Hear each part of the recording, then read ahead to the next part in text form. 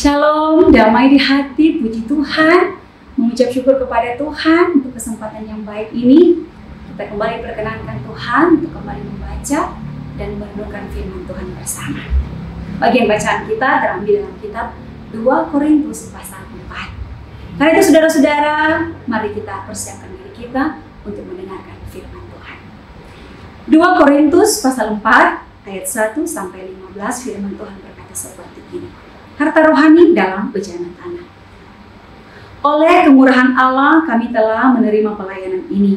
Karena itu kami tidak tawar hati. Tapi kami menolak segala perbuatan tersembunyi yang memalukan. Kami tidak berlaku licik dan tidak memalsukan firman Allah. Sebaliknya kami menyatakan kebenaran dan demikian kami menyerahkan diri kami untuk dipertimbangkan oleh semua orang di hadapan Allah. Jika Injil yang kami beritakan masih tertutup juga, maka ia tertutup untuk mereka yang akan binasa, yaitu orang-orang yang tidak percaya, yang pikirannya telah dibutakan oleh ilah zaman ini, sehingga mereka tidak melihat cahaya Injil tentang kemuliaan Kristus yang adalah gambaran Allah. Sebab bukan diri kami yang kami beritakan, tapi Yesus Kristus sebagai Tuhan, dan diri kami sebagai hamba-Mu karena kehendak Yesus. Sebab Allah yang telah berfirman, dari dalam gelap akan terbit terang. Ia juga yang membuat terangnya bercahaya di dalam hati kita, supaya kita beroleh terang dari pengetahuan tentang kemuliaan Allah yang nampak pada wajah Kristus. Tetapi harta ini kami punyai dalam bejana tanah liat, supaya nyata bahwa kekuatan yang melimpah-limpah itu berasal dari Allah, bukan dari diri kami. Dalam segala hal kami ditindas namun tidak terjepit. Kami habis akal namun tidak putus asa. Kami dianiaya namun tidak ditinggalkan sendirian. Kami dihempaskan namun tidak binasa. Kami senantiasa membawa kematian Yesus di dalam tubuh kami, supaya kehidupan Yesus juga menjadi nyata di dalam tubuh kami. Sebab kami yang masih hidup ini terus-menerus diserahkan kepada maut karena Yesus, supaya juga hidup Yesus menjadi nyata di dalam tubuh kami yang fana ini. Maka demikianlah maut giat di dalam diri kami dan hidup giat di dalam kami. Namun karena kami memiliki roh iman yang sama, seperti ada tertulis, aku percaya, sebab itu aku berkata-kata. Maka kami juga percaya dan oleh sebab itu kami juga berkata-kata. Karena kami tahu bahwa Ia yang telah membangkitkan Tuhan Yesus akan membangkitkan kami juga bersama-sama dengan Yesus. Dan Ia akan menghadapkan kami bersama-sama dengan kamu kepada dirinya. Sebab semuanya itu terjadi oleh karena kamu, supaya kasih karunia yang semakin besar berhubung dengan semakin banyaknya orang yang menjadi percaya, menyebabkan semakin melimpahnya ucapan syukur bagi kemuliaan Allah. Demikian firman Tuhan. Bapak Ibu saudara-saudaraku yang dikasihi dan berkati Tuhan, tema perenungan kita ialah harta rohani. Ya, bicara tentang harta, bicara tentang kekayaan. Nah, berbicara tentang kekayaan, ini adalah impian. Ini adalah idaman setiap orang. Ya, orang senang berbicara tentang kekayaan. Orang senang berbicara bagaimana ya upaya-upaya untuk memperolehnya. Ya. Bekerja keras, berupaya untuk supaya memperoleh kekayaan seperti mobil yang mewah, rumah yang besar, memiliki uang yang banyak, ya. Boleh keliling dunia dan hal-hal yang menyenangkan lainnya. Rata-rata orang bekerja keras untuk memperoleh itu. Harta, kekayaan terasa begitu penting pada manusia sekarang ini. Ya. Tak peduli memperolehnya dengan cara yang tidak benar. Ya, bagi dia, apa yang menjadi tujuannya dapat terpenuhi. Jadi tidak peduli apakah itu menyakiti orang lain, apakah itu dengan menipu orang lain, Apakah itu dengan melukai orang lain? Apakah itu dengan mengorbankan dirinya sendiri, mengorbankan keluarga, mengorbankan sesama teman, rekan, sekerja, sepelayanan, bahkan mengorbankan harga dirinya. Ya.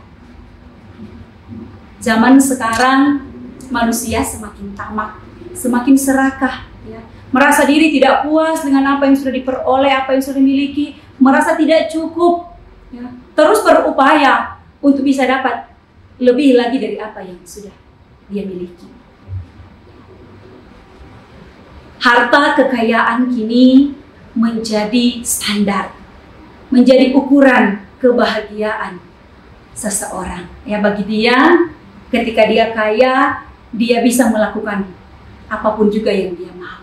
Ketika dia kaya, dia bisa membeli apapun juga. Ketika dia kaya, dia berkuasa. Ketika dia memiliki banyak harta, dia bisa memerintah orang lain. Ketika dia memiliki segalanya, dia boleh menikmati kehidupan yang tentram dan kehidupan yang senang. Nah, saudara-saudara, jika seperti itu pemahaman kita, maka mungkin saudara-saudara perlu mendengar tulisan ini yang pernah saya baca, ya, yang mengatakan, jika kekayaan bisa membuat orang bahagia, tentunya ya, seorang yang dari Jerman terkaya, ya, seorang yang bernama Adolf Mekker, orang terkaya di Jerman, tidak akan menabrakkan dirinya ke kereta api. Jika ketenaran, jika berlimpah harta, ya, adalah standar kebahagiaan membuat orang menjadi ya bahagia, tentunya penyanyi terkenal Michael Jackson tidak akan minum ya, obat tidur sehingga ia hilang kesadaran. Ya. Jika kekuasaan yang menjadi standar kebahagiaan membuat orang bahagia, tentu presiden dari Brasil, G. Vargas, tidak akan menembak jantungnya sendiri hingga diberitakan ia kehilangan nyawanya. Nah, saudara-saudara, hal ini memberi satu gambaran kepada kita, ternyata kekayaan, kejayaan, kekuasaan ya bukanlah satu jaminan bagi seseorang untuk memperoleh kebahagiaan. Ya. Karena itu dalam Matius 6 ayat 19 dan 20 dikatakan, janganlah engkau mengumpulkan harta di bumi. Di bumi ya, penuh lengat, ya, berkarat, dapat dicuri. Tetapi apa? Kumpulkanlah harta di surga. Di surga tidak ada lengat. Ya, Bapak Ibu saudara, lengat itu apa? Itu semacam serangga. Kalau mungkin yang biasa kita sebut ya seperti rayap yang memakan barang-barang yang disimpan.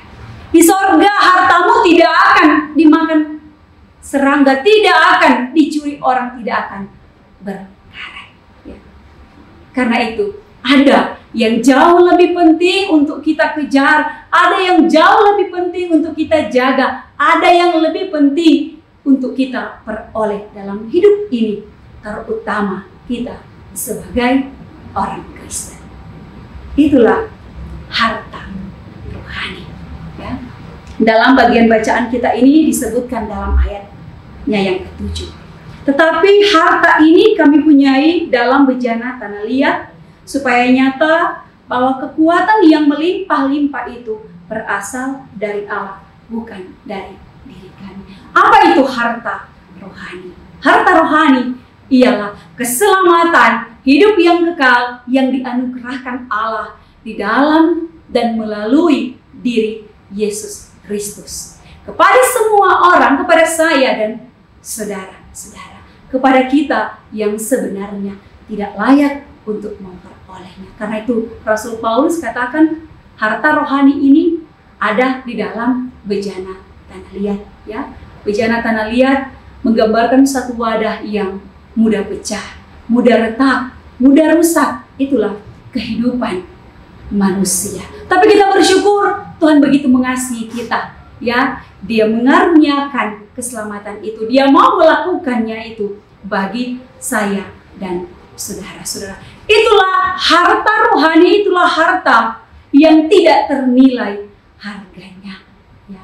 Paulus mengatakan hal ini kepada kita semua. Ya. Bahkan lebih daripada itu. Ya. Paulus begitu bersuka cita, begitu mengucap syukur bahwa harta rohani ini tidak hanya diberikan kepadanya untuk dimiliki, diperoleh, tetapi lebih daripada itu, Paulus bersyukur harta ini dipercayakan kepadanya untuk diberitakan, untuk diwartakan, untuk diwariskan kepada banyak orang, supaya semakin banyak orang juga tahu dan menerima harta rohani ini. Ya. Saudara-saudaraku, inilah harta yang tidak ternilai harganya. Paulus rela melepaskan segala kesenangan, ya, demi dia mendapatkan harta rohani ini. Ya. Dia pernah mengatakan, ya, apa yang dahulunya dia anggap suatu kesenangan, tetapi sekarang itu adalah sesuatu yang mendatangkan kerugian bagi dirinya. Filipi 3 ayat 7. Ya. Paulus tahu bahwa ini adalah harta yang tidak hanya untuk dipendam, tidak hanya untuk disimpan, ya, tetapi harus dibagikan untuk banyak orang. Saudara-saudara tahu, ya, ada dua tempat terkenal di Israel. Yang satu Danau Galilea dan yang satu Laut Mati. Kedua tempat ini sama-sama dialiri oleh air dari Sungai Yordan. Ya. Tapi sekalipun sumber air dari kedua tempat ini sama, mereka memiliki dua kehidupan yang berbeda. Di Danau Galilea, di sana penuh dengan ikan. Ya. Ada kehidupan, banyak pohon-pohon tumbuh subur di sana. Sedangkan di Laut Mati, ya, tidak ada kehidupan, tidak ada pohon yang tumbuh di sana. Apa yang membedakan? Ya, kalau toh mereka sama-sama menerima sumber air yang sama dari Sungai Yordan. Ya.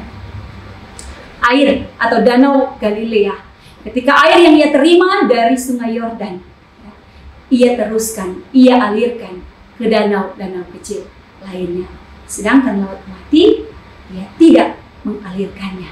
Tidak ada lagi yang dia alirkan. Dia hanya menampungnya sendiri sehingga, ya, mengalami busuk, ya, dan garamnya menjadi tinggi sehingga tidak ada kehidupan di sana, ya, sehingga disebut Laut Mati. Ya. Orang yang mati rohaninya, ya, beranggapan bahwa berkat yang ia miliki adalah miliknya sendiri, sehingga bagi dia tidak ada keharusan untuk membagikannya bagi orang lain, disimpan sendiri, ya, dinikmati sendiri. Karena itu orang yang paling kaya bukan orang yang punya apa-apa, tetapi orang yang berbuat apa-apa bagi orang lain. Bagi Paulus, kesempatan untuk mengabarkan kabar baik ini, kesempatan untuk menyampaikan kabar sukacita ini, melayani Tuhan yang mewarisi harta rohani ini, itulah kekayaannya yang lebih mulia dari apapun juga yang pernah ia miliki dalam hidupnya. Walaupun sungguh berat dalam menjaga dan mempertahankan harta rohani ini, ya. Namanya juga harta, ya. Pasti kita akan berusaha untuk menjaganya dengan segala yang baik, ya. Kalau harta dunia saja yang tidak seberapa nilainya kita jaga dengan baik agar supaya tidak rusak, tidak diambil, tidak dicuri orang, apalagi harta rohani yang tidak ternilai harganya ini, ya. Tentunya akan ada banyak orang yang berupaya untuk mengambilnya dari kita. Ada upaya-upaya untuk supaya harta ini terlepas dari kita, ya. Seperti halnya yang dialami oleh Rasul Paulus.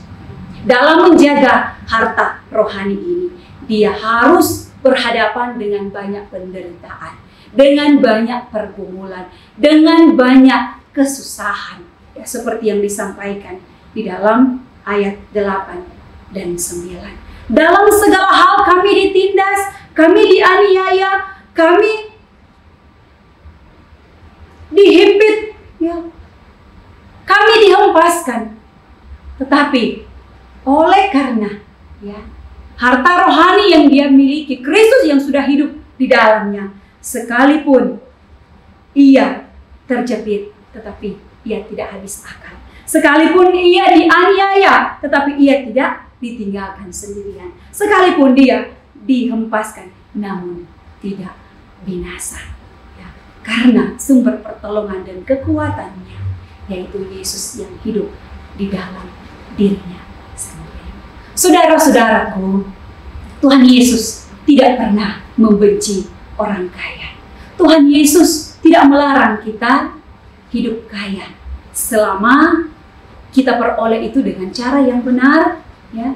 Kita peroleh itu dengan cara yang tidak mengorbankan orang lain, tidak menggadaikan iman percaya kita.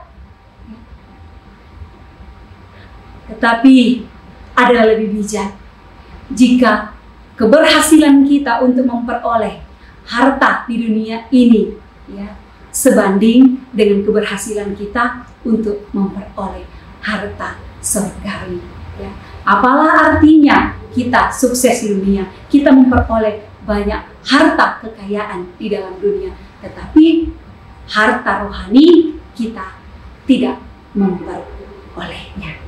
Kunci kebahagiaan, kunci kesejahteraan, damai sejahtera, penghiburan, kekuatan, kunci kehidupan yang diberkati ialah hidup dalam kebenaran, hidup dalam ketaatan, hidup memuliakan Tuhan, hidup yang menjadi berkat. Tuhan memberkati saudara-saudara, terpujilah nama Tuhan. Amin.